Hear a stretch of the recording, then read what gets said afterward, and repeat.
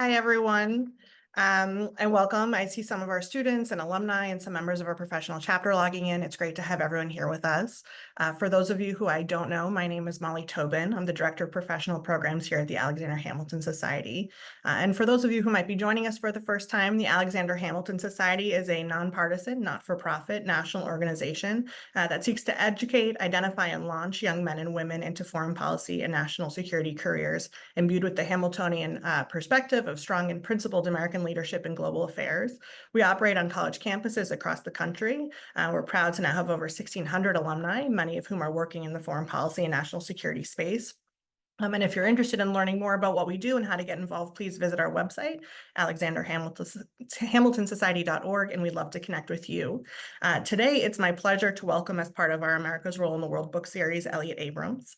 Elliott is Senior Fellow for Middle Eastern Studies at the Council on Foreign Relations in Washington, D.C. He served as Deputy Assistant to the President and Deputy National Security Advisor in the administration of President George W. Bush, where he supervised U.S. policy in the Middle East for the White House. In the Trump administration, he served as Special Representative for Iran and for Venezuela.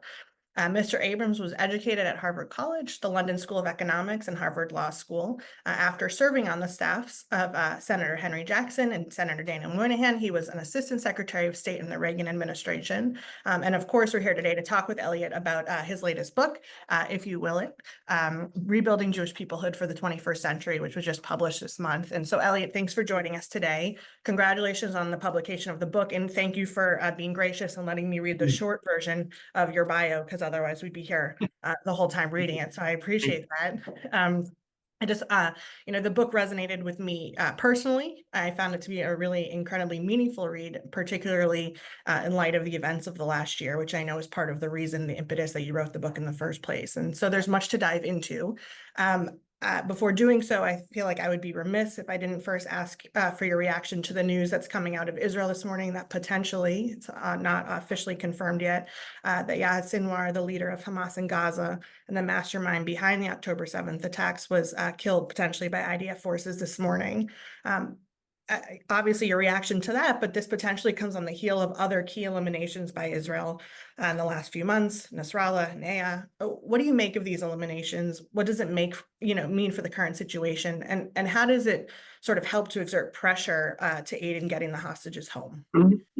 These are irreplaceable people.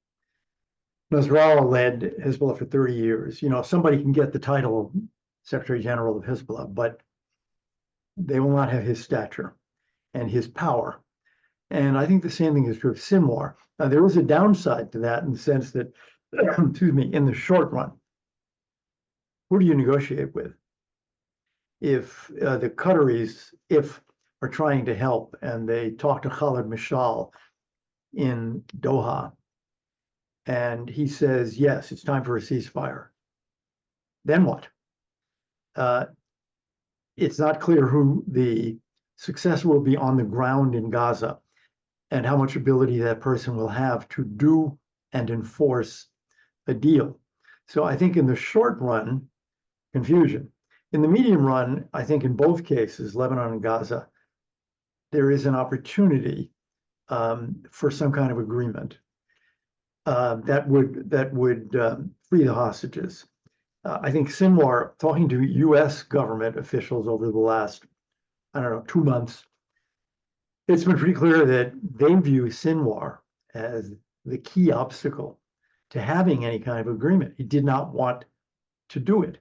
So this is a step forward. It does raise, in both cases, Lebanon and Gaza, the question of what's next. Take Gaza, for example. Okay, suppose you get a ceasefire and let's be optimistic and all the hostages come out. But who governs Gaza? Who provides security in Gaza? Who prevents Hamas from reconstituting itself? There's a parallel question in Lebanon. In 2008, Hezbollah took over Lebanon, basically replaced the Lebanese state as the dominating force in the country. That we all want to come to an end. We want to see these UN resolutions, 1559 and 1701, enforced, meaning Hezbollah goes north of the Litani South of the Litani, there's only the Lebanese army and the relatively useless UN forces. And ultimately, monopoly of force returns to the Lebanese state, to the army, to the police.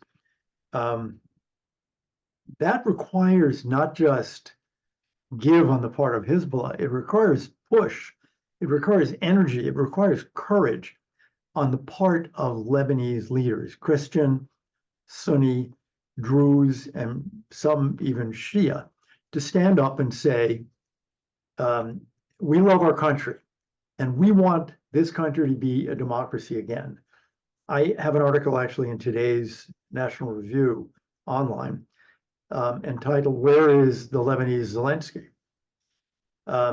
You need someone to stand up and lead. And looking at just this short period since the killing of Nasrallah, there don't seem to be any profiles in courage in Lebanon. So we'll dive more into October 7th in a bit, but before doing so, I want to zoom out a bit to frame the issue that you identify in your book, which is sort of this American Jewish identity. What does it mean to be Jewish in the United States? Can you speak a little bit about your diagnosis of the issue in the book, and then how October 7th sort of brought this to the surface and was the impetus for you writing the book? Yeah. In many ways, American Jews are a model immigrant group and have been for a century. You know, thinking of things like education level, income level, ability to assimilate, participation in public life, as American citizens, but not as Jews. If you compare the American Jewish community to other diaspora communities, England, France, Australia, Canada, we're in some ways the worst, or one of the worst, in terms of Jewish education, in terms of ties to Israel, visits to Israel, in terms of continuity. Let me just give you a few numbers that say what I mean when I say this is not in good shape. There are 2.4 million children living in a home in the US with 2 Jewish parents or 1 Jewish parent, 1 or 2. Of those 2.5 million children, 2.4 million children, half are being raised exclusively as Jews by religion, and half are not. They're being raised as nothing, or as Christians and Jews, or that's a tale of loss. There are other, just to give you a couple of other numbers. 1/3 of all Jews in the US say it is very important to them that their grandchildren are Jews. 1/3, 34% to be exact. 28% say it's somewhat important. You add that, that's 62%. So 38% are saying not important to them, whether their grandchildren are Jews. And as you won't be shocked to learn, the number's higher for young Jews under 30. One more number, and then I'll go back to the narrative. 68% of those raised as Jews or with 1 Jewish parent now identify as Jewish. That's a loss of 1/3. And remember, we're looking at numbers. Those numbers come from the Pew survey. Self-identification.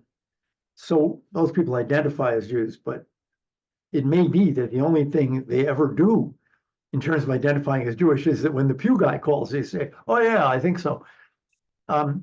So this is, to me, a story of a community that is diminishing in many ways in numbers. There's a great story, it's in the book, about the Duke of Wellington, who did not come from a really, really fancy aristocratic family. And at one point he is asked at a dinner party by a woman sitting next to him who does come from one of those families, "Duke, from whom are you descended?" And Wellington replied to her, "Madam, I am not a descendant, I am an ancestor." That's a very interesting story in Jewish terms because every American Jew is a descendant of thousands of years of Jews. The question is whether there will be ancestors of other Jews. And those numbers I read suggest that for a lot of American Jews, not a big deal. Don't much care about that. So I wanted to write, and this is starting before October 7th. What do we make of this? How can it be changed? Why is it and what could be done? And let me just say on the why is it, I think it's the passage of time, it's assimilation, it's the greatness of America. You don't have to be Jewish. You want to walk away from it, you just walk away from it. And that did not happen to the immigrant generation, obviously. Talking about the period from 1880 to, let's say, the Second World War, immigrants and their children grew up in very dense Jewish neighborhoods. And their lives were kind of immersed in Jewishness, and in some cases in Judaism as a religion. That is not true anymore. Most Jews live in America. I mean, in the sense of a country that's 98% not Jewish, in neighborhoods, except for the Orthodox, who have to live in a Jewish neighborhood because they have to be near a synagogue for Shabbat. For the rest of us, people live in suburbs, they live in cities, and that dense, immersive Jewish experience doesn't exist automatically. You have to create it. And that's where I get in the book to what to do to create it. I do want to say something about October 7th. There are a couple of studies of Jewish young men and women on campuses since October 7th. And I think what they tell you will not strike anybody here as very surprising. It is not the case that there's a doubling and a tripling of affiliation and activism on the part of young American Jewish students. What the studies find is that how you react seems to depend on what you come to campus with. That is, students who have a strong Jewish background and identity, meaning, did your family belong to a synagogue? Were you bat mitzvah or bar mitzvah? Have you ever been to Israel? Does your family celebrate the holiday? That sort of question. If the answer is yes, those students who have a Jewish identity have found that this year of pro-Hamas protests, of anti-Semitic activities, has strengthened that activity, and they are the ones who become more active. The others, who have a very weak Jewish background, don't. Are there exceptions? Of course there are. We're just talking about numbers now, but basically, they don't. They stand back, they watch. So the question then that I was grappling with was, okay, what do you do to build that sense of peoplehood and identity in this great open society of ours? So one of the things you write about in the book, and there's a quote that you pull as you're identifying this problem of folks, almost over assimilating in the sense of giving up on this Jewishness, but there's a quote in here of how one could actually look at this as a positive and how great it is that Jews have become so Americanized and that they were, welcome to this. And so this is obviously a struggle that people have dealt with over the decades. You're somebody, sort of a perfect example, that's found the balance, and you've served as a proud Jew in the highest level of government. What was sort of your secret sauce? What's the message there of how you've been able to find this balance? Well, in terms of identity, I mean, that's, you can attribute that to my parents' upbringing. I did have immigrant grandparents. So I grew up, with people who spoke English with very thick accents, who read English very poorly, haltingly. I actually grew up in a neighborhood in New York City that was about 1/3 Catholic, 1/3 Lutheran, 1/3 Jewish. But there was a kind of social segregation. That is, for example, the there were Boy Scout troops for the Catholics and the Jews and the Lutherans and Cub Scout packs. So we lived near each other, but in a certain sense, separate lives. I think one of the great things about America is you don't have to escape. You don't have to make that decision. It's very striking, actually, and it's something that anti-Semites have commented on for decades, that if you look at the people who were put in charge of relations with Israel and Palestinians, for president after president, it's Dennis Ross, it's the late Martin Indyk, it's me, all Jews. And none of those presidents, Republican and Democrat, ever thought for a minute, oh, we can't put a Jew in that job. Dual loyalty. They didn't think that for a minute. Because that's the great thing about America. And there are still countries, I mean, there certainly were 50 years ago, but there still are today. Well, I would say we were really one of them 50 years ago, where that would not have been true. But in America today, you know, clubs, hotels, more importantly, companies, corporations, businesses, and the government. You just don't have to do it. You don't have to compromise your sense of Jewish identity in order to succeed in American society. So you spoke about it a little bit in terms of on college campuses and sort of what's been the shift sort of post October 7th, stepping outside of just on college campuses, but sort of in the larger sort of American Jewish community. I mean, it's obviously anecdotal because the numbers aren't quite there. It's only been a year, but what do you sort of see as having shifted or on its way to shifting, or do you really see us sort of just continuing sort of along the same path as you sort of outline as a problem that we should be focusing on? You know, if you read the papers, you'll see a lot of people. This is the Wall Street Journal or it was the New York Times yesterday had an article saying everything's changing for American Jews, and there are all these new activists, and you know, synagogues have new congregants, and that would be nice, and I don't believe it. I don't believe it partly because of the record of the last century. Nathan Glazer, the great sociologist, once wrote that, you know, the two greatest events of the 20th century in Jewish history, the Holocaust and the creation of the State of Israel, had very little impact on American Judaism. I remember 1967 war. You can find lots of quotes from professors and rabbis and saying this changes everything. The American Jewish community will never be the same. Well, it was the same. It was the same. There was a huge upsurge, for example, in trips to Israel and contributions to UJA and Israel bonds. And it, you know, lasted a year or two. Then you had the 73 war, lasted a year or two. So my suspicion, with one exception I'll come to, my suspicion is that, and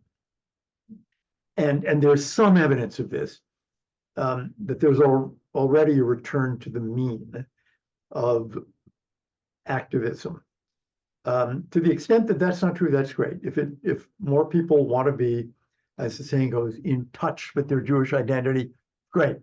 But I'm skeptical. The exception, which is different from 67 or 73, is anti-Semitism. If you look at the American Jewish community in, say, 1945, the end of the war, there were lots of places Jews could not live, could not stay in a hotel, companies that did not hire Jews, etc. One of the reasons for the very, very low intermarriage rate of those years is Christians would not marry Jews. So anti-Semitism actually is a kind of centripetal force. But as I said before about campuses, I think it matters to you, not quite how to put it, it matters to you if it matters to you. That is, if you're raised to not have any Jewish identity or an incredibly weak one, you probably don't like what those people are doing on campus. May not affect you very much. You're not leading Jewish life in any way. You're certainly not an anti-Semite. But will it change your life? A couple of cases, yes, but overall, I really doubt it. And we won't know for, it's been a year, um, 2, 3 more years, we'll have a much better sense of it. But I think history suggests that those who say this is a gigantic turning point for the American Jewish community are probably wrong. So on the topic sort of campuses, obviously the book is about the American Jewish community, but you do spend some time talking about the evangelical community and how that support in America for Israel from that community has been, I don't know if dependable is the right word, but thorough. But there's a line in there of, which I've heard before, and there's some research coming out of that, is this younger generation of evangelicals supportive of Israel in the same sense as their parents? And so how do you see that also playing into this, especially on college campuses where maybe perhaps Jewish students, do they have friends, allies on campus like the prior generation did or not? Well, I think first what you're saying is quite right. Younger Democrats are less supportive than their parents and grandparents of Israel. Younger Jews are less supportive. Younger evangelicals, certainly, and in many surveys, is a really significant drop in support by younger evangelicals. And I think that's really important, both for American Jews and for Israel. I do think, you think of the last year where there have been many displays of anti-Semitic activity. Parenthesis, interesting question whether we believe there is more anti-Semitism, or is it just people coming out of the closet and feeling free to show that they're anti-Semites? That's my view. That is, I don't think somebody who was not at all anti-Semitic on October 1st last year became anti-Semitic all of a sudden. But I am struck by the lack of solidarity. And that is true on campus and it is true off campus. I've talked to a number of rabbis who have been involved in interfaith groups of various kinds in their city, in their county, and there's a lot of disillusionment because they expected to have this priest and that pastor and that group of Catholic bishops and that step up to the plate. And with rare and wonderful exceptions, that has not happened. And I think on campus, you have to look pretty hard to find the campus groups that have really stood up in solidarity with Jewish students. Obviously, the campus administrations have been, in most cases, terrible. I mean, there have been some great ones, Florida, Vanderbilt, Texas, but there are very few. Why this is important, I think, is on a number of reasons, but these pillars of support for Israel in the US, partly the Democratic Party, partly the evangelical movement, are weakening by every survey we've got. And it isn't, in the last year, it's in the last 10 years. So where will the Israelis be able to turn for strong support? The Jewish community has got to be the center of it. And therefore, the Jewish community needs to address the question of how to build or rebuild Jewish identity for young American Jews. And for American Jews, one of the things I recommend in the book, one of the three really, to build Jewish identity, build a sense of people who it is time in Israel. We know that it matters. I mean, we know from birthright. Birthright's 20 years old. And the statistics show it is life-changing for some, not all, obviously, but for some of the participants. And that's 10 days, kind of fun 10-day trip. So think of a month in Israel. Think of high school semester. Think of a gap year. Think of college junior year abroad. Obviously, the amount of time is much greater and the impact will be much greater. And I think the American Jewish community should be focusing a lot more effort on making that happen. I'll prove your argument, your thesis, which is that I was a participant on Birthright, and I will tell you that it did in fact change my life. So, Can you, I want to sort of explain to everyone who might not be as familiar with the concept of sort of diaspora Jewry and how the relationship, so if you can sort of explain what we're talking about when we talk about diaspora Jewry, and that's not just American Jewry, but how the relationship with the diaspora in Israel has changed. And obviously, prior to World War II, the majority of the Jewish population was in Europe. Following the Holocaust, majority of Jews are actually in America and not living in Israel, and that's obviously now changed. The majority of Jews in the world are in Israel. How has the relationship changed between the diaspora and Israel? And you talk about it in the book a little bit of how the relationship and maybe what both sides need out of that relationship has changed. And so how do you sort of see all of that? Well, you're right in setting the scene. I mean, it was true until the Holocaust that there were two great centers of population, Jewish population, Europe and particularly Eastern Europe, and the United States. And there were, several 100,000 Jews living under the British mandate in what is now Israel. Then came the Holocaust, which destroyed European Jewry. And so the great center of Jewish life in the world was here, something that as early as 1940, 41, David Ben-Gurion, Israel's first prime minister, saw. People had been used to thinking of London as the really important place because the British had the Palestine mandate. It was Ben-Gurion who saw, not after the war, when this is over, it's America. And at the end of the war, you have Russian Jews behind the Iron Curtain, you have American Jews, and then you have 600,000 Jews in this new state of Israel.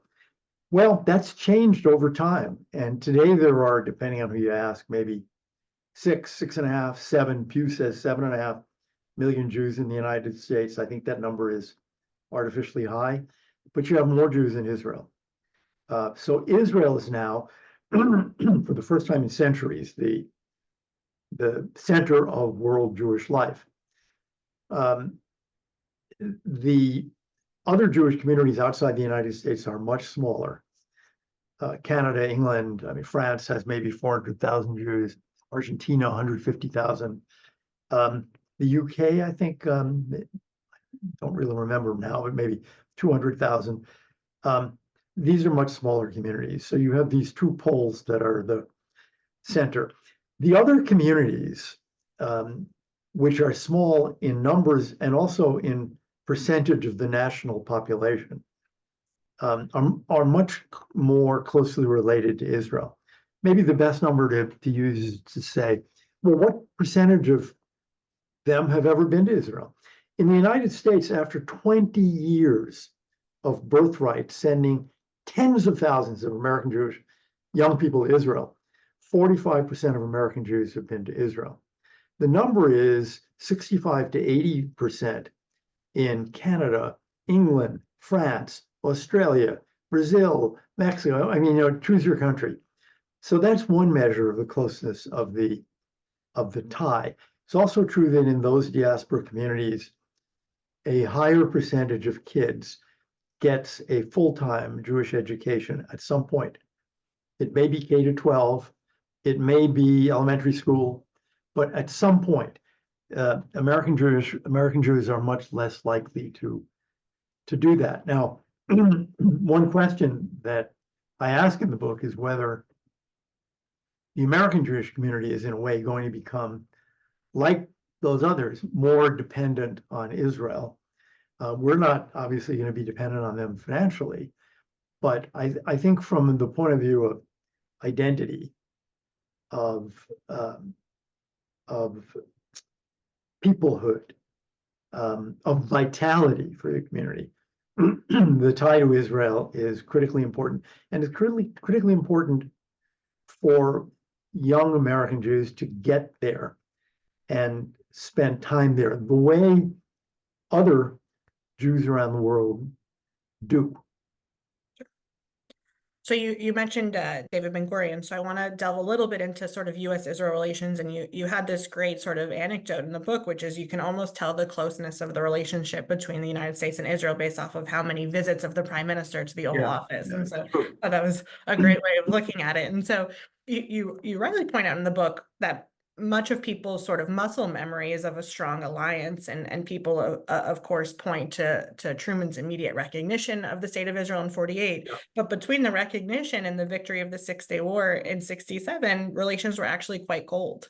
And so yeah, and so you sort of use these examples to show that there have been ups and downs in the relationship. I mean, how do you assess? Obviously, you can talk at length about sort of the relationship over the last 70 or so years, but how do you assess sort of the current state of the relationship? Well, let me say first, thanks for raising this point.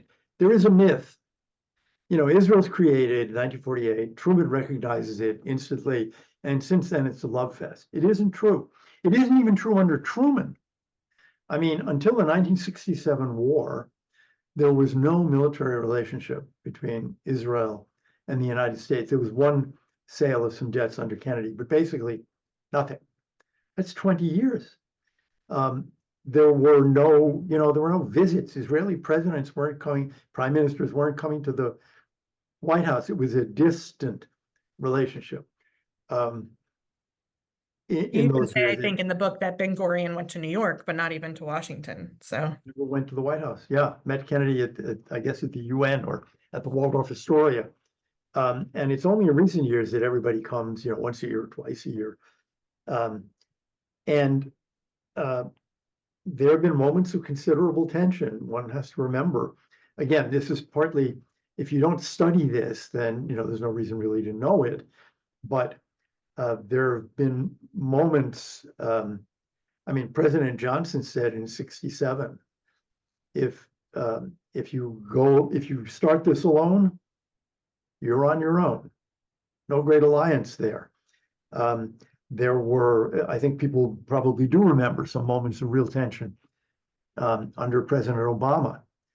There were moments of great tension under President George H.W. Bush. I mean, it really is up and down. And it is in many ways, if you're going to trace a trend of the ups and downs, it's still rising.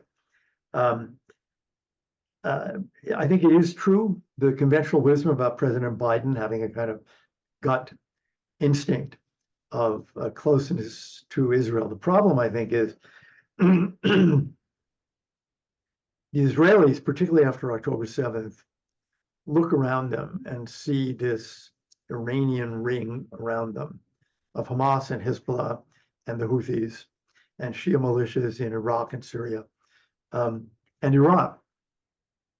And these people want them dead. This is not conventional, we have a lot of tension now with China. No, they want them dead.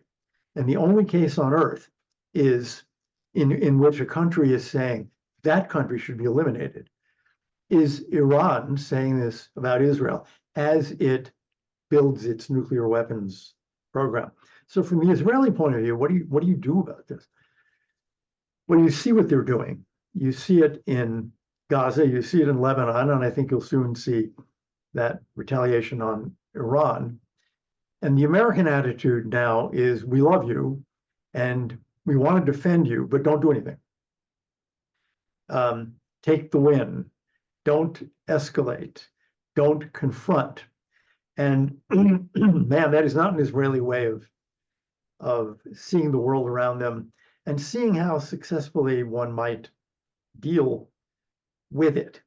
And I want to say, I think it's wrong too, and I think it does reflect not America, but Biden administration policy in this case. And I think it's a mistake. The best example may be the Houthis, where we have U.S. Navy ships there. We've had the head of CENTCOM say, if we don't do more, American sailors are going to die. Sooner or later, they'll hit an American ship. I was pleased to see the use of a B-2 bomber to hit some Houthi targets. But, I actually did a little experiment of Googling the Navy. What does the Navy say the Navy is there for? Why do we have a Navy? And they tell you, one of the key reasons is to keep the sea lines of communication open, international commerce, open seas. We're not doing it. Suez Canal is about 70% closed because of Houthi attacks on international commerce and on us. We're letting it happen. So I think if you ask about in mind and heart, where is the president? Where's Jake Sullivan? Where's Tony Blinken? Where's Brett McGurk? Very, very supportive of Israel. But when it comes to policy, I think they've made a lot of mistakes and are almost always trying to restrain the Israelis from doing things that actually would be not only in their interest, but in our interest. How do you think sort of the Abraham Accords fits into the puzzle now? And obviously you were serving in the Trump administration, the Abraham Accords. I mean, how do you think that changes sort of the dynamic between the relationship, but also the possibility that Israel sees with working with other partners in the region, where it's no longer just sort of the US is the whole ballgame? Well, it's hugely important. And I think, 25 years from now, people will look back and say that moment was of historic value. And of course, we have to build on it, because that was the moment that those countries said, by treaty, officially, the Israelis are not interlopers in this region. They are our neighbors, and we want to have permanent good relations with them. Getting the Saudis in on it would have been and would still be really important. So that would be important even if there were no Islamic Republic of Iran, but there is. And what that is also is a kind of anti-Iran alliance. Of course, the Arab states will deny it publicly, but that's clearly what it is. And that's what it should be, because in fact, the Middle East would be a completely different place if it weren't for the policies of the Islamic Republic. I mean, just think about if you had a normal Iran. I mean, Henry Kissinger once said that Iran needs to decide whether it's a nation or a cause. And this Islamic Republic is a cause under both of the leaders, Khomeini and Khamenei now. Lebanon would be completely different. Hezbollah would not be dominating the country without Iran. Those Shia militias in Iraq would not be destroying Iraq's chance for becoming a stable democracy. Gaza, you would not have had the Hamas of October 7th were it not for the money and guns coming from Iran. So the whole region would be completely different. But while the Islamic Republic is there, certainly, building this alliance of countries against Iran is critical. And for Israel's future, and for our ability to pay the attention we need to Asia, to China, this integration of Israel with friendly, responsible Arab states is really it's really a critical pivot. So obviously, Israel's fighting a multi-front war. Israel's stating that it's fighting for its survival. And I'm curious of your sort of assessment on what you make of this worldwide call, really, for a ceasefire and a two-state solution. And it was very quick. There was the first few days of, not pity, but, support for Israel. We have you, and everyone said in the moment, remember this in 2, 3, 4 days when we start to defend ourselves. And surely that all fell out. There have been many in the government, in the current Israeli government, who have stated that while Israel is currently fighting for its survival, trying to get its hostages back, this international call of a two-state solution is not only offensive to them, but it feels like you're rewarding a vile attack. You're telling the terrorists, you attack us and you'll get what you want. What do you make of this current attention on sort of the two-state solution? How does Israel balance that? Well, I think first, it's not timely in the sense that Israelis are still today burying their dead from October 7th from these wars. And as President Herzog of Israel has said, you can't do both of these at the same time. Secondly, I agree that this can be viewed as a reward for terrorism. That alone should turn us away from it. But I'd make a third point, which is this is nuts. This is nuts. Look at Gaza.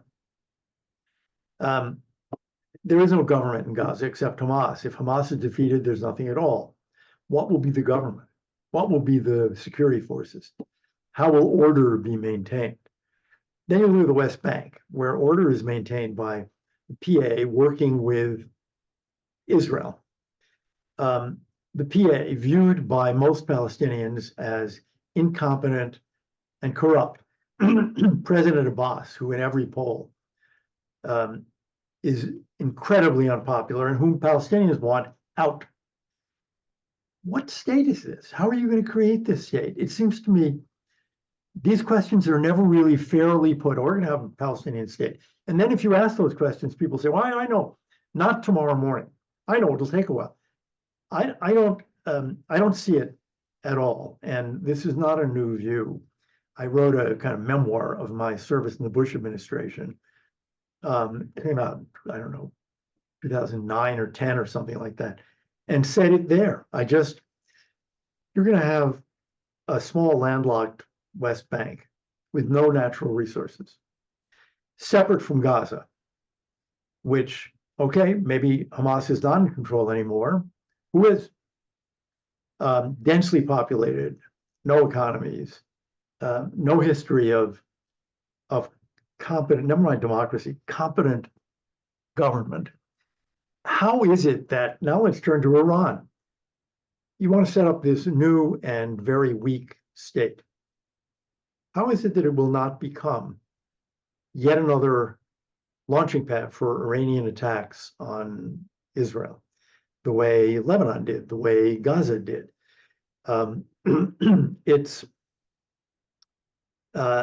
It seems to be hopelessly unrealistic. And I think one of the things that Israelis, I wouldn't say learned, but had reinforced last year was that even if you think it is a nice dream, it's very, very far away. And the people I know who used to say we should do this are now saying, yeah, well, I know it'll take 10 years or something. I think the problem is that, or a problem, if you land on this and say the only solution, which a lot of people do, including the President of the United States, the only solution is the two-state solution, then you make it impossible even to discuss whether there are alternatives. You think, in the same regard that a lot of Americans have forgotten sometimes about the tumultuous times between the US and Israel in terms of relationship, people forget or are also blissfully unaware of the history of sort of the United States' own efforts in trying to broker a two-state solution. I mean, if you could look back to 2000, where it was basically the best offer on the table, and the response was the Second Intifada. You can go back to a lot of presidents who tried this and tried it genuinely. I'm most familiar with President Bush, George W. Bush, but President Obama tried. President Clinton tried. I mean, no one has ever gotten a yes from the Palestinians. And I think the reason for it is not so hard to discern. It's because Palestinian nationalism has not been about building a good state. It's been about destroying the Jewish state. The one person who we most associate with really state building was Salam Fayyad, who was Palestinian prime minister for a few years, 2005, 6, 7, those years. And in the 2006 election, his party got 2% of the vote. So there is a long history here. And it's not that everybody's stupid and incompetent. We did not have one president after another, and all of their staffs could have done this, but they just weren't up to the job. There is no occasion on which the Palestinians said yes, and you can go back to actually the 1930s, and then UN 1945, and then 1948, and then all of these efforts by American presidents to negotiate. They have never said yes one time. So I'm going to ask you one more question. I'm going to open it up to our audience to ask you any questions. So if folks have questions, please feel free to drop them in the Q&A box, and then I can ask them, Elliott, those questions. Elliott, it's obviously impossible to fully predict what's going to be, but I recognize that there is a ripple effect in the sense of there's the current state of play in Israel, there's the trajectory of the war, it trickles into how we feel it here on campuses, sort of in daily life. I mean, how do you see the next 6 months, the next 12 months play out? It's really bad to make predictions that can be proved wrong so quickly. It's better to predict, 2075. I think the combat will come to an end, both in Gaza and in Lebanon. And Israeli troops, I think, will leave southern Lebanon, although they will not agree that they'll never go back, that they won't overfly, that they won't strike Hezbollah if Hezbollah is trying to rebuild. But I think that this war will come to an end. In Gaza, I think the level of combat is declining. It's still there. There are days when people are looking at Lebanon and they seem to think the Gaza war is over. It's not over, and people are being killed every day. But I think the level of combat will come down a lot. I do think there's a decent chance, if Sinwar is dead, to do a kind of ceasefire deal that gets the hostages out.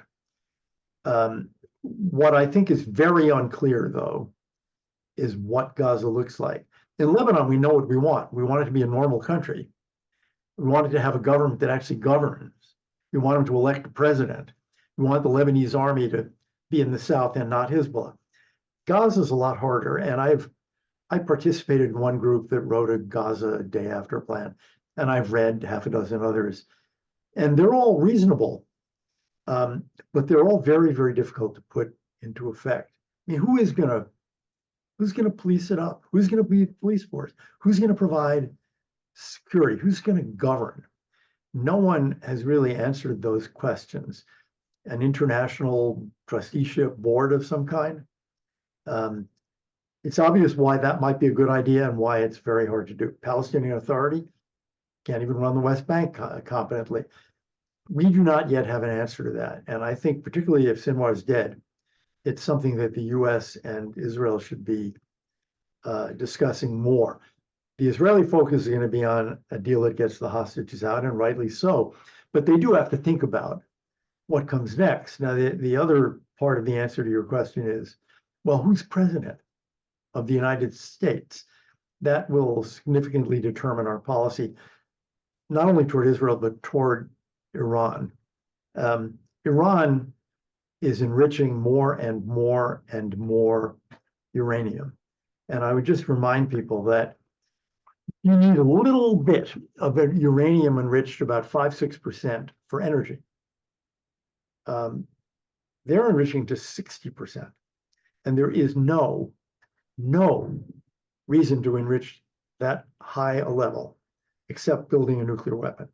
So, President Biden said, like Trump, like Obama, like Bush, they won't get a nuclear weapon on my watch. And, the president will be out in 2 or 3 months, and what is it, 3.5 months? And he will have been true to his word. They will not have gotten, I think, a nuclear weapon on his watch. But what about the next president? They creep closer and closer to it. And I'd like to see whoever is president say very, very firmly, that will not happen. And we will prevent it. And if we can't prevent it diplomatically, we'll prevent it militarily. So let me move to some of the audience questions in the interest of time. And so the first is, if confirmation does come through and people are stating that there's been, since we've even been on the call, different sources leaking to different publications that it's been confirmed. So we'll see. But if it is confirmed, is Sinwar's death the lever that Israel needed in order to get those hostages back? Maybe. American officials have been saying to me in the last few months that he was probably the largest single obstacle. He did not want a deal. And maybe with him out of the way, that now becomes possible. So skipping gears a little bit, for those Jews in particular, the younger ones on campus who stand back and don't identify themselves as Jews, what to do to build their identity to Judaism? Very hard. And, the earlier you start, the better. But I think the single thing I would recommend for somebody who's already 20 years old, you're not a kid, time in Israel. What I would advise that young man or woman's parents, grandparents, community leaders, philanthropists, you may not be able to lecture them into caring much, but it's kind of the birthright mentality. If they can spend time in Israel, I mean, if you are a 19-year-old American college student, whose main worry is probably exams, maybe you're thinking about ultimate frisbee, go over there and meet some 19-year-old Israelis. They're risking their lives for their country and they're dying for their country. I think that may be the best single way of awakening a sense of who you are. So another question, which is sort of about United Nations and UNRWA, which I'm actually surprised we haven't gotten to yet, which is, are you surprised that some of the reporting that some of the folks who've been employed by UNRWA were actually involved in October 7th? Is this surprising? It's not surprising per se, but the numbers are surprising. I mean, it's even more rotten than I thought it was. It permeates. It's not that you can find, yeah, there's a location in Gaza where, no. The whole of UNRWA was permeated by Hamas. It's partly because some people in UNRWA were Hamas people and others didn't care. Others were afraid. But Hamas, quite intelligently, understood this is wonderful. We can use this internationally financed institution to teach hatred of Israel, to finance ourselves, to provide hiding places. It of course heightens the strength of the argument that UNRWA needs to go. Not overnight. There's nothing ready. The UN High Commission for Refugees is not ready to take over tomorrow morning. But I think, and I would hope we do this under the next president, we need a 1 or 2 or 3 or 5, whatever the year plan is, to replace UNRWA. And it's not only critical because they were part of the Hamas operand, but it's ideologically critical because UNRWA stands for the idea that every Palestinian, even if you're a citizen of the United States or of Jordan, is a refugee, and Israel's got to go. What do you make sort of the public's dismissal, really, of all this aid that's going in? There's photos coming out. You can see that Hamas is taking the civilian infrastructure and using it to build rockets to launch to attack. And it's sort of like the world doesn't address it. I mean, what do you make of that?